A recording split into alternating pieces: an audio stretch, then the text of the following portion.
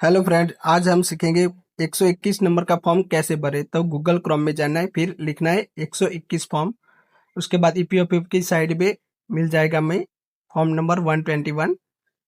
ये जो नियम लागू पड़ा है 1 अप्रैल से लागू पड़ा है। जो पीएफ रिलेटेड या कोई भी कर्मचारी जो 16 ईयर्स के प्लस है, इन लोगों को सभी को अभी फॉर्म नंबर 121 फिल करना रहता है।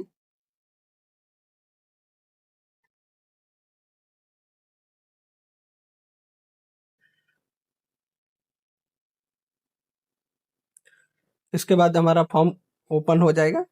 डाउनलोड करने के बाद हमें फॉर्म फिलअप करना है, जो डिटेल्स हमें दी हुई है उस तरह पूरा का पूरा फॉर्म फिलअप करना है। ठीक है,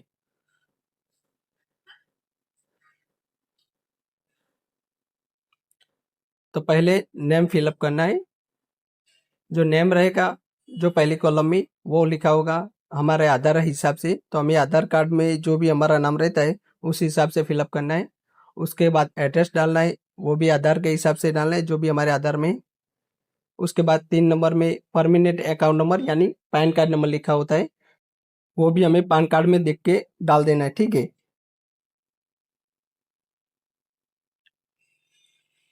उसके बाद 4 नंबर के कॉलम में स्टेटस लिखा है, जो स्टेटस में हमें लिखना है इंडिविजुअल।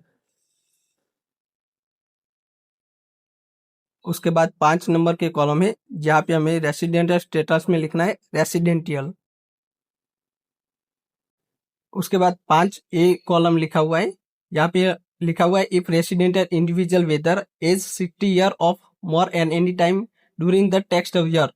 यानी इसका मतलब सीधा साधा ये होता है कि अगर आप 60 साल यानी 60 साल से ज्यादा है तो आपको यस करना है, वरना नो करना है। ठीक है, उसके बाद हमारा कंट्री कोड आएगा, जो हमें उसमें लिखना है +91। उसके बाद मोबाइल नंबर फिलअप करना है, जो हमारा आधार में होता है वही फिलअप करना है। 8 नंबर के कॉलम पे लिखा है टैक्स ईयर, यानी जो अभी टैक्स ईयर चल रहा है वो 1 अप्रैल से 31 मार्च ऐसे गिना जाता है। तो अभी 2026 से 27, अगर आप नेक्स्ट ईयर भरते हो तो 27 28 ऐसे ही आएगा। ठीक है, बाद में हमें डिटेल्स ऑफ इनकम में जाना है। उसमें जाके नेचर इनकम में हम यहाँ पे पीएफ का फॉर्म भरे तो पीएफ का डिटेल डालना है। ठीक है, तो पीएफ विदाउट ड्रॉ लिखना है। उसके बाद एस्टिमेट इनकम लिखना है, जो हमारा कर्मचारी और नियोक्ता की टोटल इनकम होती है जो पीएफ की, वो हमें डालना है जो भी हमारी रहती है। और 11 नंबर की जो कॉलम है उसमें लिखा है details of from number 121 other than this form field during the tax year of any.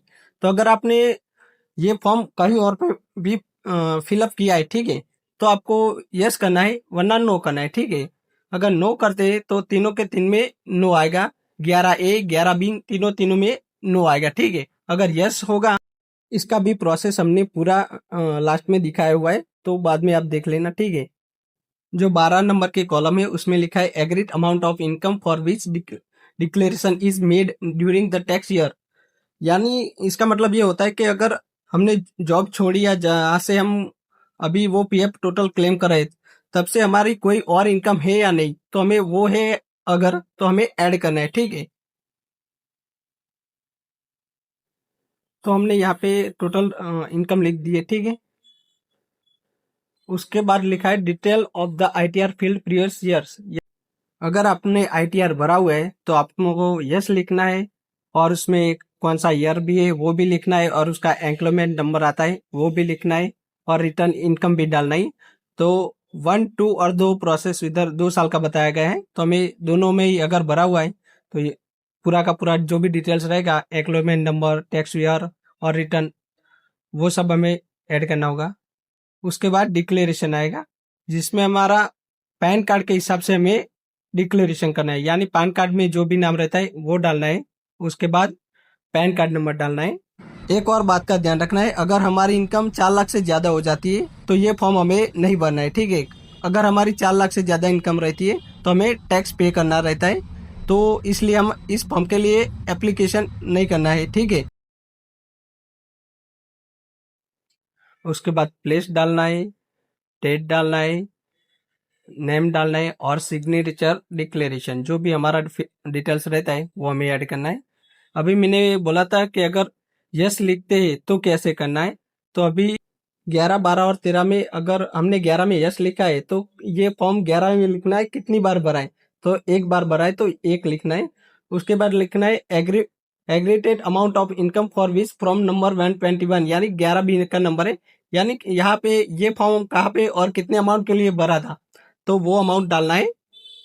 उसके बाद 12 नंबर पे लिखा है agreement amount of income which declaration is made during the tax year.